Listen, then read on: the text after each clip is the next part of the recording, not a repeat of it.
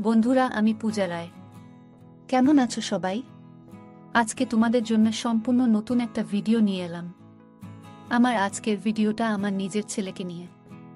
আমি জানি তোমরা মা ও ছেলের বাস্তব ঘটনা খুব পছন্দ করো, তাই তোমাদের কথা মাথায় রেখে আমি আবারও একটা নতুন মা ও ছেলের বাস্তব ঘটনা নিয়ে হাজির হলাম।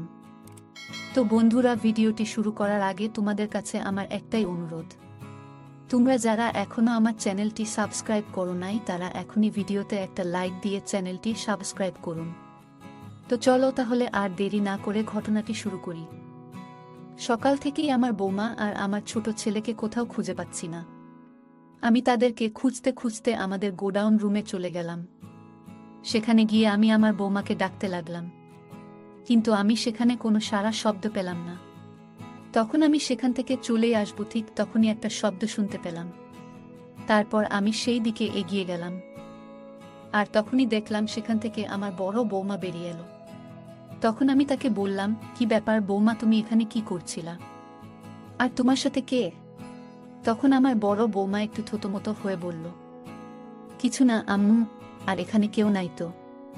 তখন আমি সেখানে চেক করতে যাচ্ছিলাম, ঠিক তখনই আমার বৌমা আমাকে ধরে সেখান থেকে বের করে নিয়ে আসলো। আমার দুই ছেলে, আমার বড় ছেলে বিদেশে থাকে আর ছোট ছেলে এখন কলেজে পড়ে। এটা হলো আমার বড় ছেলের বউ। আমার বড় ছেলে বিদেশে গেছে 3 বছর হলো, আর আমি হলাম একজন বিধবা মহিলা। আমার দুই ছেলেই এখন আমার জীবনের সবকিছু। আমার ছোট ছেলের নাম আকাশ। সকাল থেকেই আমি আকাশকে খুঁজে পাচ্ছি না।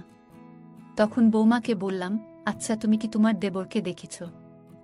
মানে আকাশের কথা বলছি। তখন সে আমাকে বলল, আম্মু আমি তো তাকে সকাল থেকেই দেখিনি। তারপর আমরা গোডাউন রুম থেকে চলে আসার একটু পরে দেখলাম আকাশ ও তার রুমে চলে এলো। তখন আমি তাকে বললাম, তুই কোথায় গেছিলিস?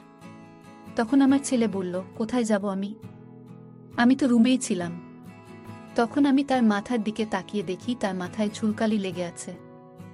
তখন আমার একটু সন্দেহ হলো, কারণ ঝুলকালি তো আমাদের গোডাউন রুমে ছাড়া আর কোথাও নাই। আর এদিকে বৌমা ও একটু আগে গোডাউন রুম থেকে বের হলো, আর আমার ছোট ছেলের মাথায় ও ঝুলকালি লাগানো। তাহলে কি আমার বড় বৌমা আর আমার ছোট ছেলের মধ্যে কোনো অবৈধ সম্পর্ক চলছে না তো? এদেরকে আমার একটু চোখে চোখে রাখতে হবে। তারপর থেকে আমার ছেলে যতক্ষণ বাসায় থাকে আমি তাকে সব সময় চোখে চোখে রাখতে শুরু করলাম। এবার আমি একটু নিজের কথা বলি। আমার বয়স 35 বছরও। খুবই অল্প বয়সেই আমার বিয়ে হয়। মাত্র 13 বছর বয়সেই আমার আব্বু আম্মু আমাকে বিয়ে দেয়। তারপর আমার এই দুই ছেলে জন্মগ্রহণ করে। তার 5 বছর পরে একটি সড়ক দুর্ঘটনায় আমার স্বামী মারা যায়। তারপর আমার এই দুই ছেলের কথা ভেবে আমি আর দ্বিতীয় বিয়ে করিনি। তখন থেকেই আমার এই দুই ছেলেই আমার সবকিছু। সবাই বলে আমাকে দেখতে নাকি হুবহু নায়িকা পূর্ণিমার মতো। আমার ছেলেদের মানুষ করতে গিয়ে আমি আমার নিজের যৌবনের চাহিদার কথা ভুলেই গেছি। যখন থেকে আমি আমার ছোট ছেলেকে চোখে চোখে রাখতে শুরু করলাম, ঠিক তখন থেকেই আমি একটা জিনিস খুব ভালোভাবে অনুভব করলাম। আমার ছেলে আমাকে কেমন জানি একটা অদ্ভুত দৃষ্টিতে দেখে। তারপর হঠাৎ একদিন তো সে তার সব সীমা অতিক্রম করল। সেদিন আমার বৌমা মার্কেটে গেছিল কিছু কেনাকাটা করার জন্য। তখন আমার ছেলে বলল, আম্মু আমিও ভাবির সাথে যাই। তখন আমি তাকে বললাম, তুই কেন যাবি? সে কি তোর বউ নাকি? তুই বাসায় থাক। তারপর আমার কথা মতো সে তার রুমে চলে গেল, আর আমি বাথরুমে গেলাম গোসল করতে। আমাদের বাথরুমটা অনেক ছোট, তার জন্য সেখানে শুকনো কাপড় নিয়ে যাওয়া যায় না, তাই গোসল করে নিজের রুমে এসে কাপড় চেঞ্জ করতে হয়। আমিও গোসল শেষ করে ভিজে কাপড়ে নিজের রুমে আসলাম। তখন আমার ছেলেও আমার পিছে পিছে আমার রুমে প্রবেশ করল। তখন আমি আমার ছেলেকে বললাম, কিরে বাবা তুই এখানে কেন? তখন সে আমাকে যেটা বলল সেটা শুনে আমার মাথায় আকাশ ভেঙে পড়ল। সে আমাকে বলল, আম্মু তোমাকে এই ভিজে কাপড়ে অসম্ভব সুন্দরী লাগছে।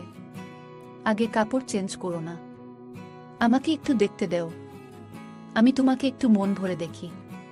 তখন আমি তাকে বললাম, তুই কি বলছিস সেসব? তোর কি মাথা ঠিক আছে?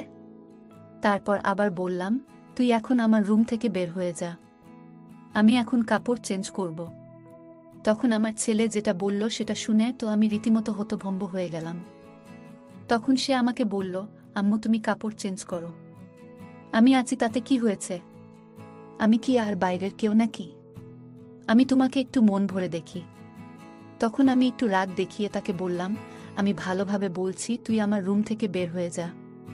তখন আমার ছেলে মনে কষ্ট নিয়ে আমার রুম থেকে বের হয়ে গেল, আর আমি আয়নার সামনে দাঁড়িয়ে নিজেকে দেখতে লাগলাম।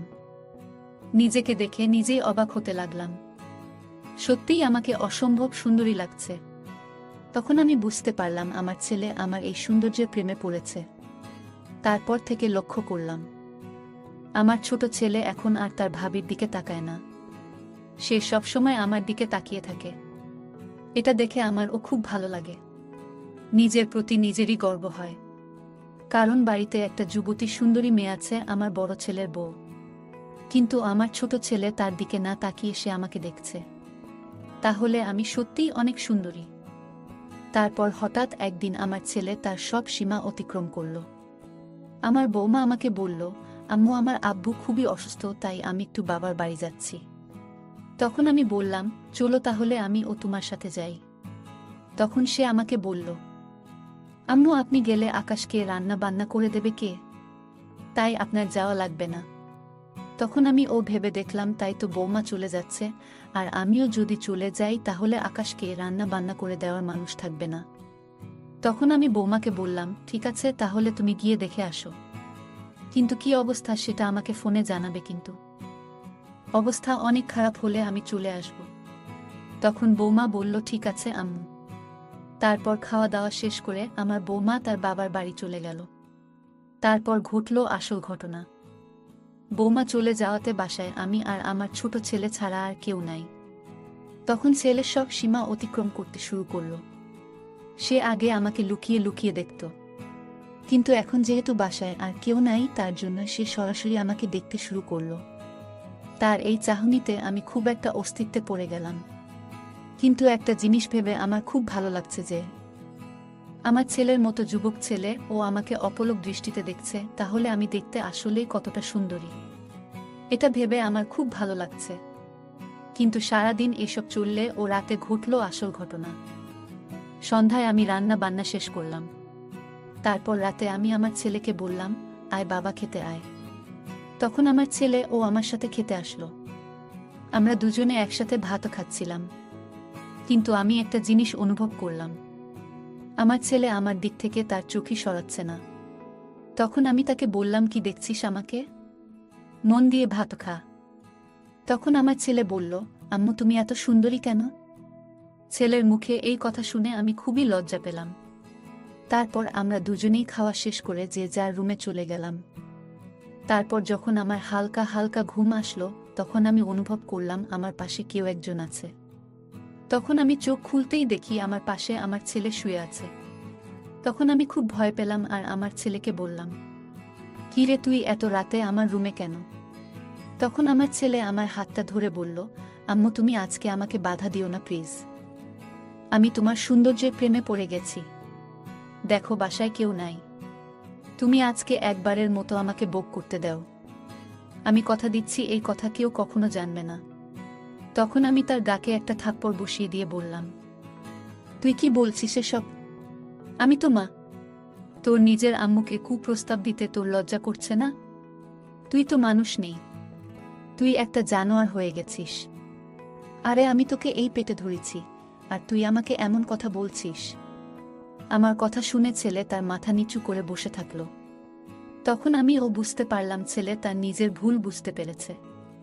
তখন আমি তাকে আবার বললাম, দেখ বাবা তুই আমার ছেলে, আমি তোকে একটা ভালো সুন্দরী মেয়ে দেখে বিয়ে দিয়ে দেব। তুই আমাকে যেটা বলছিস এটা অনেক বড় পাপ। তখন আমার ছেলে বলল, আম্মু আসলে আমার অনেক বড় ভুল হয়ে গেছে। তখন আমি বললাম, ভুল আমার হয়েছে, তোকে এতদিন বিয়ে দিয়ে দেওয়া উচিত। কালই আমি তোর জন্য মেয়ে দেখতে যাব। তারপর আমার ছেলেকে বললাম, এখন তুই তোর রুমে যা। তারপর সে তার রুমে চলে গেল। এরপর আমার বেমা বাড়িতে আসলে আমি আর সে দুইজনে মিলে একটা সুন্দরী মেয়ে দেখে আমার ছেলেকে বিয়ে দিয়ে দিলাম। তারপর তারা সুখে শান্তিতে সংসার করতে লাগলো। তো বন্ধুরা, আজকের ভিডিওতে আমি তোমাদেরকে একটা মেসেজ দেওয়ার চেষ্টা করেছি। আর সেটা হলো, কেউ আমার ছেলের মতো এমন চিন্তা ভাবনা মাথায় আনবে না। এটা অনেক বড় পাপ। তাই আজকের মতো বিদায় নিচ্ছি, দেখা হবে আগামী ভিডিওতে। ভালো থেকো সবাই।